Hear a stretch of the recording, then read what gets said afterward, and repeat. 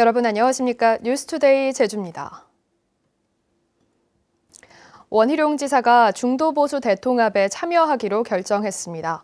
박형준 혁신통합추진위원장이 직접 제주도청을 찾아 원 지사를 면담하며 공을 들였는데요. 원희룡 지사가 어떤 역할을 맡게 될지 주목됩니다. 오승철 기자가 보도합니다. 이른 아침 제주도청을 찾은 박형준 혁신통합추진위원장.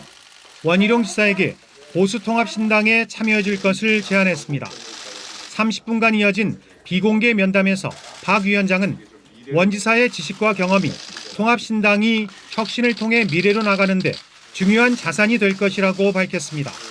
경륜과 또 컨텐츠 또 이게 실질적인 정책 역량과 행정 능력을 이 통합신당에 결합을 시키는 게 이 통합신당의 새로운 정당으로 거듭나는데 보수 진영 가운데 혁신 이미지가 강한 원 지사의 참여로 지지부진한 통합 논의에 활력을 기대하는 것으로 해석됩니다.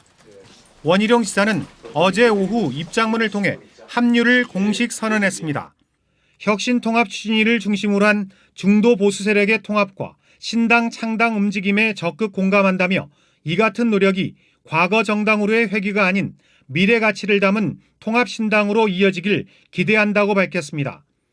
박근혜 전 대통령 탄핵 당시 새누리당을 탈당한 후 바른정당과 바른미래당을 거쳐 지난 지방선거에서 무소속으로 당선됐던 원희룡 지사가 보수통합 과정에서 어떤 역할을 할지, 통합신당 내에서 어떤 위상을 갖게 될지 주목됩니다. MBC 뉴스 오승철입니다. 송재호 대통령 직속 국가균형발전위원장이 4.15 총선 출마를 위해 위원장직을 사퇴했습니다. 송 위원장은 어제 사직서를 낸 뒤 문재인 정부의 국정 목표인 국가균형 발전과 자치분권의 가치를 실천하기 위해 총선에 출마해달라는 더불어민주당의 요청을 받아들이겠다는 내용의 입장문을 직원들에게 보냈습니다. 이에 따라 민주당이 제주시 갑선거구에 송 위원장을 전략공천할 가능성이 높아진 가운데 예비 후보인 박희수 전 도의회 의장과 문윤택 제주국제대 교수의 반발이 예상됩니다. 무상교복제가 시행되고 있지만 제주 지역 교복값은 전국에서 가장 높은 수준을 보이고 있습니다. 몇 해 전부터 교복값을 낮추기 위한 공동구매 등의 노력이 이어져 왔지만 크게 달라지지 않고 있는데요. 박송동 기자가 취재했습니다. 지난해 제주 지역 중고등학교의 교복 평균 가격은 29만 8천 원, 서울 지역 26만 2천 원, 경기 지역 27만 2천 원보다 2, 3만 원가량 더 높아 전국에서 가장 비쌌습니다.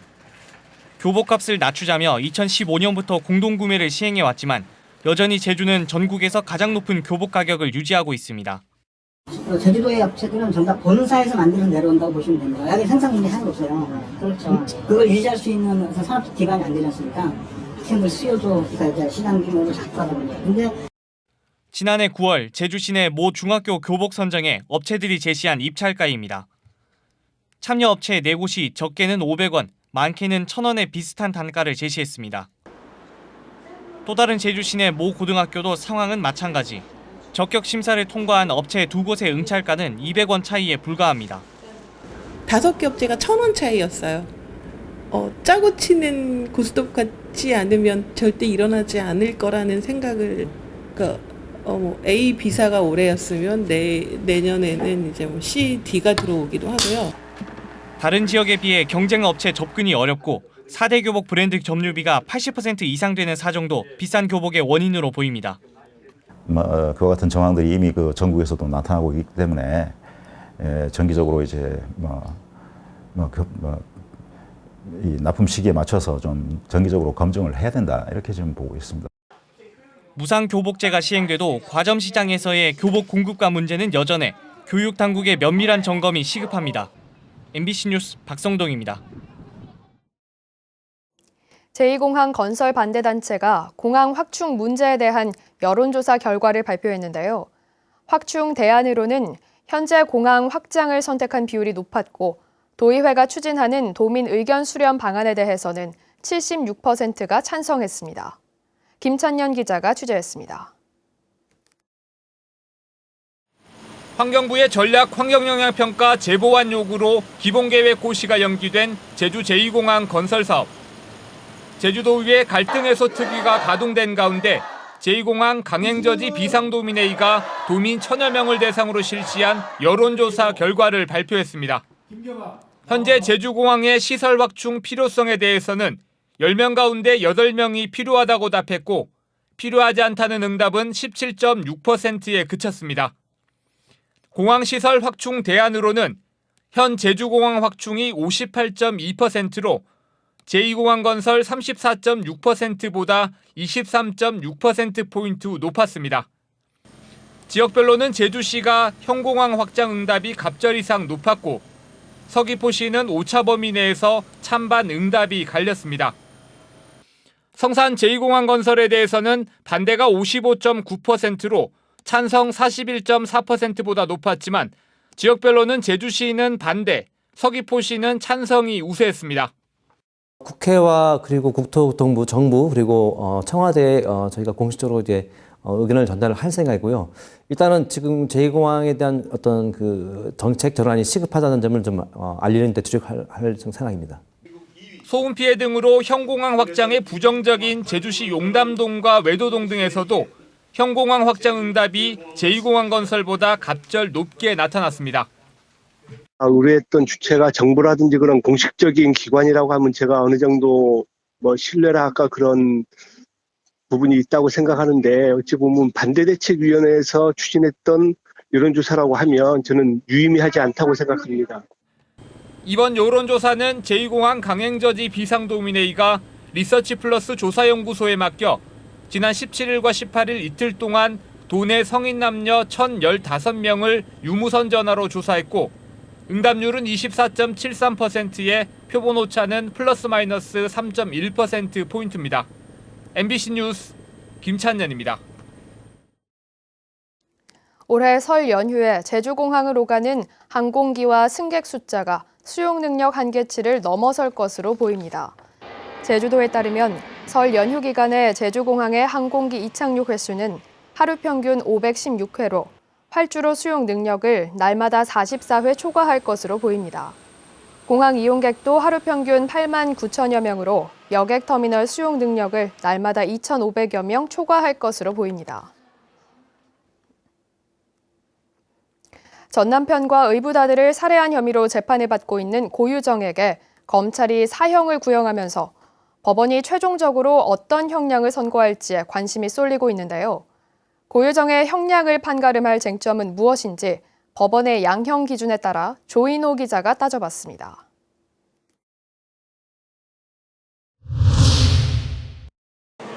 고유정이 시종일관 주장하는 건 전 남편의 성폭행을 피하려다 저지른 우발적 범행이라는 것입니다. 피해자에게 귀책 사유가 있는 참작 동기 살인으로 분류되면 형량이 징역 3년에서 8년까지 대폭 낮아집니다. 하지만 전 남편의 혈흔에서 수면제가 나왔고 흉기를 미리 구입한 사실은 계획적 살인을 입증하는 스모킹건이라는 게 검찰의 입장입니다. 냉정하게 봤을 때 이 사건에서 합리적 의심이 들지 않을 정도로 범죄 사실이 충분히 입증됐다고 생각합니다. 피해자가 전 남편 1명인지 의붓아들까지 2명인지도 중요합니다. 2명 이상 살해하면 극단적 인명경시 살인으로 분류돼 형량이 징역 20년에서 사형까지 대폭 높아집니다. 검찰은 고유정이 의붓아들 살해를 암시한 휴대폰 녹음과 비슷한 살인사건 인터넷 검색 기록 등을 정황 증거로 제시했지만 직접적인 물적 증거는 전혀 없는 상황입니다.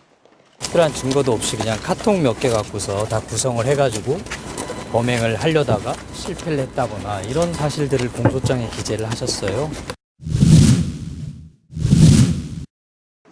고유정은 단 한 번도 피해자와 유족에게 사과하지 않았고 법원에 반성문도 제출하지 않았습니다.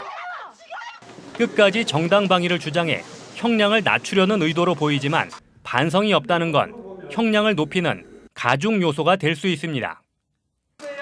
마지막 남은 최후 진술에서 고유정이 사과나 반성의 뜻을 밝히느냐도 재판부의 판단에 영향을 미칠 수 있습니다. MBC 뉴스 조인호입니다. 정부가 거대 통신사의 지역유선 방송 합병을 처음으로 승인했습니다. 지역사회에 기여하도록 조건을 내걸긴 했지만 전국 사업자가 지역 채널을 광역화하면서 지역성이 훼손될 것이라는 우려가 높습니다. 이지현 기자가 보도합니다.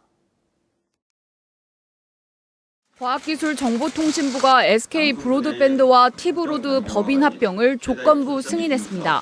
전국 사업자인 IPTV가 지역의 종합 유선 방송을 합병하는 최초 사례입니다. SK 브로드밴드와 KT 계열, LG U+ 계열 등 통신 3사의 유료 방송 시장 점유율도 80%를 넘었습니다. 과점화된다는 것은 콘텐츠 협상력에 있어서 플랫폼 사업자들이 주도권을 가지게 된다는 점에서 기존 콘텐츠 시장에 대한 위협이라고도. 가장 우려되는 것은 지역 채널의 광역화에 따른 지역성의 약화입니다. 지역 채널을 현행 유지하고 지역사회 기여 방안을 마련하라는 조건을 내걸긴 했지만 거대 통신사가 결국 수익성이 낮은 지역 채널을 줄이고 지역 콘텐츠에도 투자하지 않을 것이라는 걱정은 여전합니다. 지역성이 훼손되면 결국 피해는 지역 주민에게 돌아갈 수밖에 없습니다. 하지만 정부는 직접 규제는 어렵다는 방침입니다. 어렵다는 측면은 당연히 다 인지를 하고 있고요. 그럼에도 불구하고 정부에서 이런 시장 경제 체제에서 쓸 수 있는 규제 수단이라든가 활성화 지원 수단은 매우 제한적이거든요. 통신 3사의 지역 콘텐츠를 위한 분담금을 의무적으로 걷어야 한다는 주장이 대안으로 나오고 있습니다.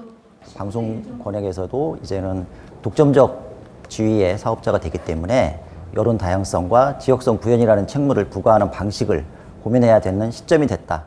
급변하는 시장 환경 속에서 기업 경쟁력 강화와 방송의 공적 책무 사이 접점을 찾는 일이 필요해 보입니다. MBC 뉴스 이지연입니다.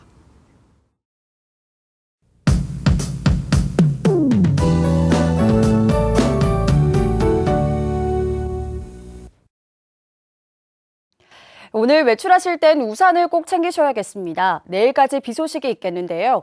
예상되는 강우량은 20에서 60mm고 산지에는 100mm 이상 비가 오겠습니다. 오늘 오후부터는 대기 불안정이 강화되면서 천둥 번개가 치겠고요. 오늘 밤 산지를 중심으로는 시간당 20mm 이상의 강하고 많은 비가 쏟아지겠습니다. 바람도 강하게 불 걸로 보여서 안전사고에는 주의를 하셔야겠습니다.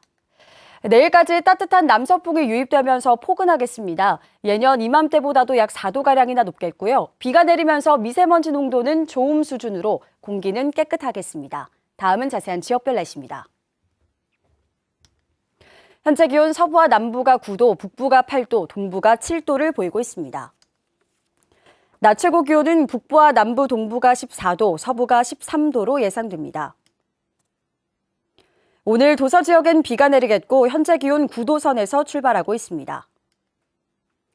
오늘 오후부터 내일 오전까지 제주도 전해상엔 바람이 강하게 불겠습니다. 물결도 1.5에서 2.5m로 높게 이는 만큼 항해나 조업하는 선박은 주의하시기 바랍니다. 오늘 아침 제주공항엔 비가 내리는 가운데 강풍과 돌풍성 바람으로 인해서 항공기 운항에 차질이 있을 수 있겠습니다. 항공편 운항 정보를 다시 한번 확인해 주시기 바랍니다.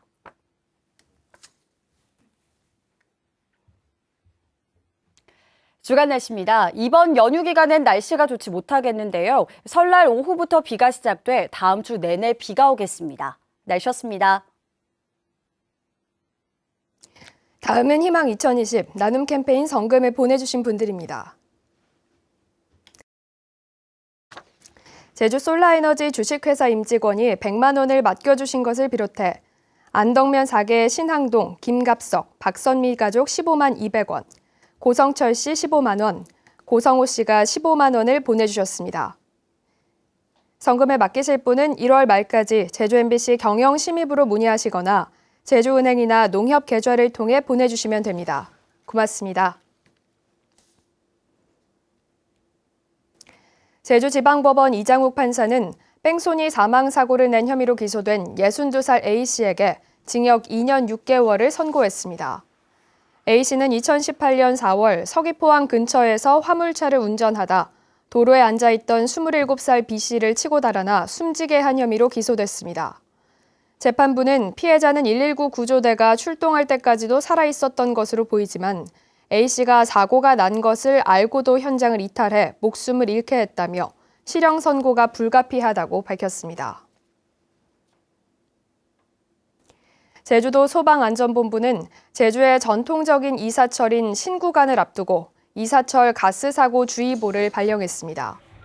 제주 지역에서는 최근 5년간 20건의 가스사고가 발생했고 이 가운데 절반인 10건이 신구간 등 겨울철에 집중됐습니다. 소방본부는 조리기구를 철거할 때는 전문 가스 판매점에 맡기고 가스가 새면 밸브를 잠그고 환기를 시킨 뒤 보수하라고 당부했습니다. 법원에 개인 파산이나 개인 회생을 신청하는 사례가 속출하고 있습니다.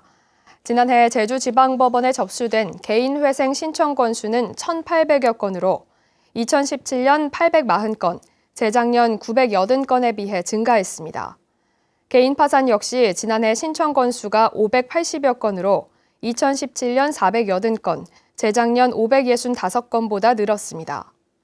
경기 침체가 지속되면서 생활고를 견디지 못하고 채무를 탕감받으려는 신청이 늘고 있는 것으로 보입니다. 제주시가 지난해 접수된 인터넷 신문고의 민원을 분석한 결과 불법 적치물 단속 요청 등 도시건설 분야 민원이 가장 많았습니다. 지난 한 해 동안 제주시청 홈페이지에 인터넷 신문고와 시장에게 바란다에 접수된 민원은 1,400여 건으로 전년보다 110여 건 감소했습니다. 유형별로는 도시건설 분야가 가장 많았고 교통고 환경이 뒤를 이었습니다. 서귀포시 성산읍과 전남 고흥군 녹동을 잇는 여객선 선라이즈 제주가 오는 7월 취항합니다. 서귀포시는 지난해 7월 성산 녹동 간 항로 개설이 승인된 이후 공모에서 선정된 H해운이 선박으로 건조 중이라고 밝혔습니다. 선라이즈 제주호는 정원 630명, 차량 170대가 적재 가능하며 오는 2월 건조되는 대로 내부 인테리어 등을 거쳐 하루 한 차례 성산 녹동 항로를 왕복 운항합니다.